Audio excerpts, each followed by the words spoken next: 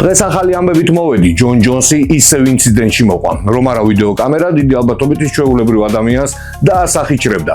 ილია თოფურიამ კი დაიწყო ვიდეო სერიების დადება, რომელსაც ქვია გზა თეთრი სახლისკენ. დვალიშვილმა კი ცხვირი მოიტეხა და დადის ჭორები, თითქოს UFC მას აღარ აძლევს ბრძოლას, სარევანშო ბრძოლას პიოტერ იანთან, ასევე კონორ მაკგრეგორი ბრუნდება, თან ის შეხვდება დიდი ალბათობით მაქს ჰოლოუეის, ვალენტინა შევჩენკომ კი ძალიან მკაცრი პასუხი გასცა ჰაბიბ ნურმაგომედოვს. დღეს ამ თემებზე ვისაუბრებთ ხრცლად, შეგახსენებთ, რომ ამ გადაცემის გენერალური სპონსორია Global Auto Import, რომელიც იზრუნებს თქვენი მანქანის ჩამოყვანაზე საქართველოში, უსაფრთხოდ, სწრაფად და რაც თავარია იაფად. ასევე არ დაგავიწყდეთ ყველაზე დედის მსერავი ბურგერის დაგემოვნება, რომელსაც დღესდღეობით 35%-იანი ფასდაკლება აქვს. ნებისმიერ გამოძახების სერვისში ჩაწერთ ინგლისურად Burger Paradise, შეუკვეთავთ და აი ზუსტად არმან სარუკიანივით ისი ამოვნებთ. იძახიან, რომ ბურგერი მე-19 საუკუნეში შექმნეს ამერიკაში. Burger Paradise ნაციონალური კერძია, ხო ასეა? ვერ დაგეთანხმები, ბრატ, ბურგერი დონაში ერი შექმნეს სევანის ტბაზე. Burger Paradise ტიგრან მეორეს უმზადებდნენ ბრძოლების წინ. ეხლა ეგ კერძი კანდელაკის 53-ში იყიდება და იცი რატო? იმიტომ რომ კანდელაკიც სომეხი იყო, კანდელაკიან. მოკლედ მსოფლიოში საუკეთესო მებრძოლი კვლავ შარში ეხვევა. მამას წინათ ჯონ ჯონს მანქანის მართვის დროს ინციდენტი მოუვიდა. ის მანქანიდან გადმოვიდა და მეორე მძღოლისკენ დაიძრა. როგორც ჩანს, თან ჯიბეში იარაღი ედო. მას განზრახული ჰქონდა, მინიმუმ ნოკაუტის შესრულება, თუმცა იმის მერე რაც კამერა დაინახა, გადაიფიქრა. სალამი ძმაო, შენ კი ნაღამ გამიტანე.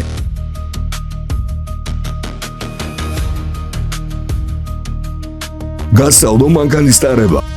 მართლა კი ნაღამ გამიტანე ძმაო. გაჯი. დაწყნარდი ძმაო. მართლა კი ნაღამ გამიტანე bro, ჩემს ზოლზე შემოვარდი. იმის მერე რაც ეს ვიდეო დაიდო, ჯონსმა თავის სტილში გაიმართლა თავი და დაწერა.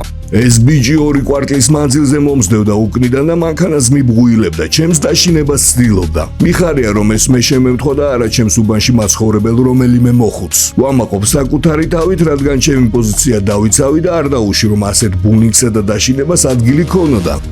როგორც ვიდეოს ავტორი ამტკიცებს, ჯონსი სახიფათოდ მოძრაობდა და მას ურჩევს ტარების კურსების გავლას. იქამდე კიდე მოდით ჯონსის რამოდენიმე სახალისო ინციდენტი გავიხსენოთ.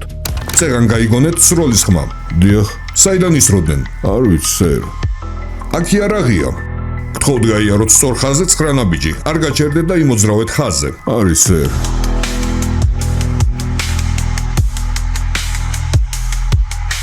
არ იყო 9 ნაბიჯი?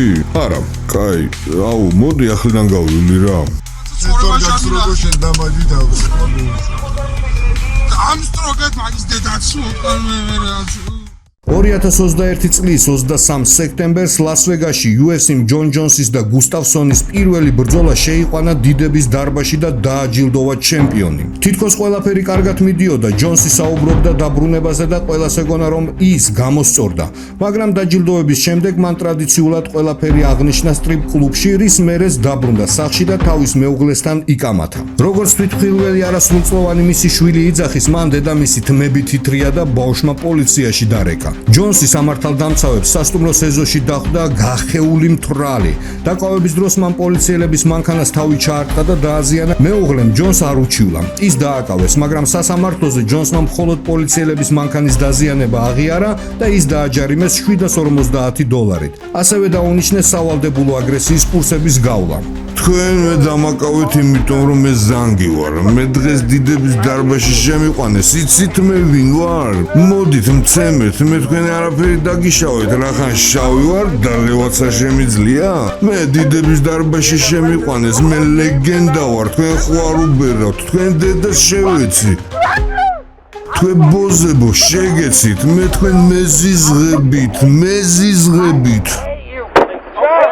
თუ ყველა დროის საუკეთესო მებრძოლის კარიერა, ბნელი მხარეები და ყველა ბრძოლის ნახვა გაინტერესებთ, მასზე დოკუმენტური ფილმი მაქვს გაკეთებული, შეგიძლიათ ნახოთ. მულს აღწერაში დაგიტოვებთ. ამასობაში ილია თოფურიამ ახალი ვიდეო დადო სახელწოდებით გზა თეთრი სახლისკენ და თუ დავაკვირდებით რამდენად ძლიერად ურტყავს ქართველი, მიხვდებით რომ ჯასტინ გეიჯის შანსები ნამდვილად არა აქვს. აღსანიშნავია რომ იმის მერე რაც თოფურია გეიჯის დაამარცხებს, მას თავისუფლად შეუძლია თქვას რომ ნამდვილი BMF-ის სწორედ რომ ილია არის, რადგან გამოდის რომ მან 3 BMF-ის კამრის მფლობელი დაამარცხა.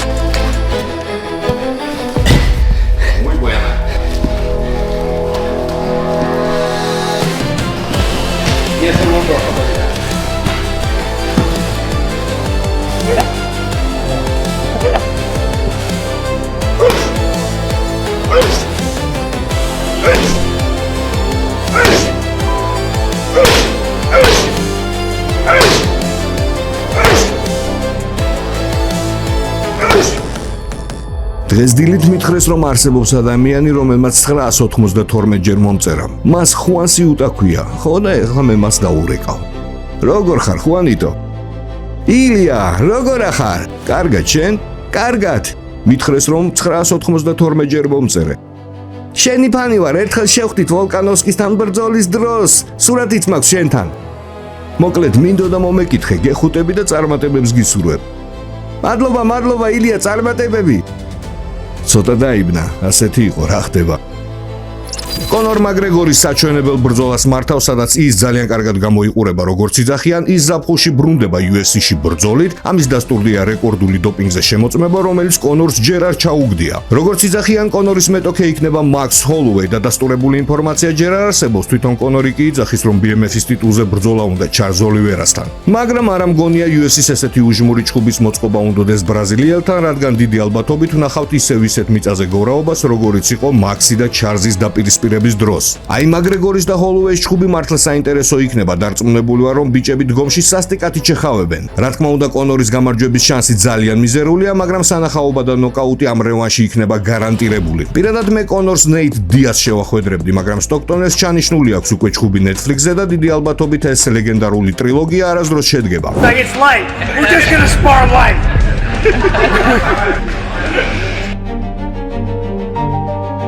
ამასობაში ალექს პერეირა იმატებს წონას და სიმართლე გითხრათ ძალიან სახიფათოდ გამოიყურება. ბრაზილიელი 38 წლის არის და თეთრ სახლში ზაფხულში დროებით ტიტულზე იჩხუბებს სირილ განთან. მოგების შემთხვევაში პერეირა გახდება პირველი და ერთადერთი სპორტსმენი, რომელიც UFC-ში 3 სხვადასხვა დივიზიონის ტიტულს მოიპოვებს. ამას წინათ პერეირამ ახალ კონტრაქტს მოაწერა ხელი. კონტრაქტის მიხედვით ის ორგანიზაციაში კიდე 8 ბრძოლის ვალდებულებას იღებს. ნუ ასეთი კალიბრის ჩემპიონი წელიწადში 3-ჯერ ან 4-ჯერ აღარ იჩხუბებს, ამიტომ ის UFC-ში 4-5 წელი მაინც იქნება.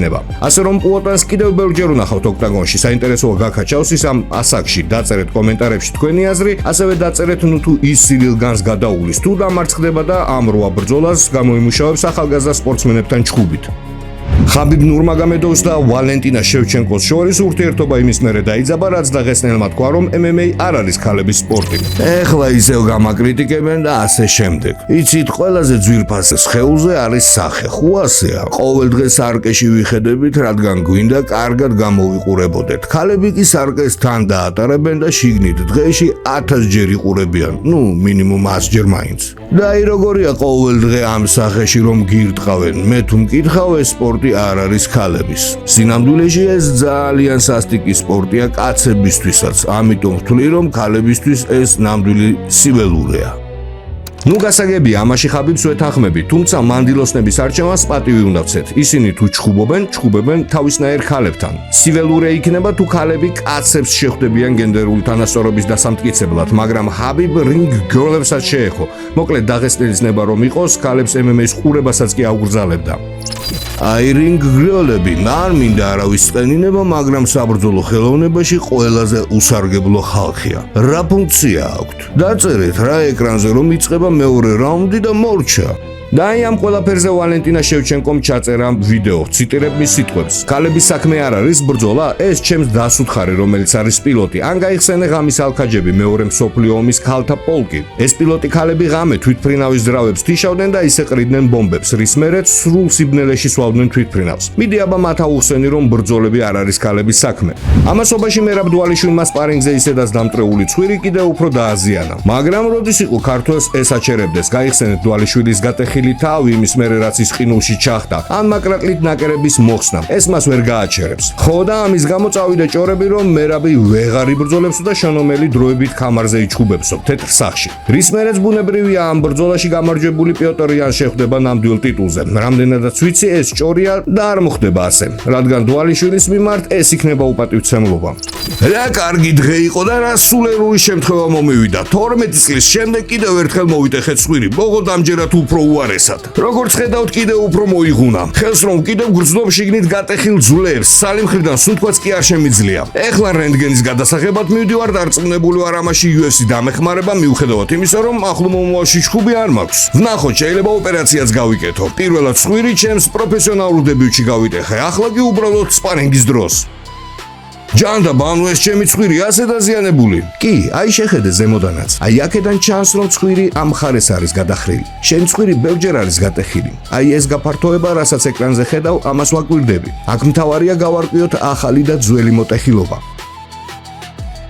რენტგენმა მაჩვენა, რომ ცხვირი ორ ადგილზე მაქვს გატეხილი. სპეციალისტს ვესაუბრემ, რომელმაც მითხრა, რომ შეუძლია ცხვირი გამისწოროს, თუმცა საჭირო იქნება დამატებითი ძვლების ჩატეხვა, რომ სიმეტრიულად გასწორდეს ცხვირი. მაგრამ აღდგენას 1 წელი დასჭირდებაო, ხო და უარი უთხარი. უთხარი კიდევ 20 წელი ვაპირებ ჩხუბს, ასე რომ ამ ისედაც გატეხილ ცხვირს ვიტოვებ და ისე გავალ საჭიდაობს ცეხუდოს წინააღმდეგ.